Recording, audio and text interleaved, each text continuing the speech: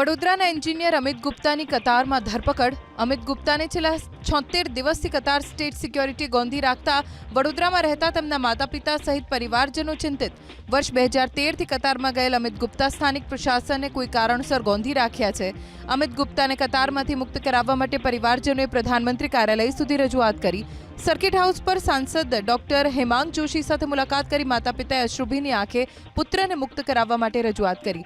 માતા-પિતાનું કહેવું છે કે અમિતને મુક્ત કરાવવા માટે અમે તમામ પ્રયાસ કર્યા પરંતુ હજી સુધી સફળતા નથી મળી। પુત્ર સાથે દર બુધવારે સાંજના સમયે વાત થાય છે, જેમાં પુત્ર ફક્ત એક જ વાત કહી રહ્યો છે કે પપ્પા મમ્મી મને વહેલી તકે મુક્ત કરાવીને લઈ જાઓ। બીજી તરફ નોએડામાં રહેતી પત્ની પણ અમિતને છોડાવવા માટે અથાગ પ્રયાસો કરી રહી છે। વડોદરાના એન્જિનિયર અમિત ગુપ્તાની કતારમાં ધરપકડ। અમિત ગુપ્તાને છેલ્લા 76 દિવસથી કતાર સ્ટેટ સિક્યોરિટી ગોંધી રાખતા વડોદરામાં રહેતા તેમના માતા-પિતા સહિત પરિવારજનો ચિંતિત।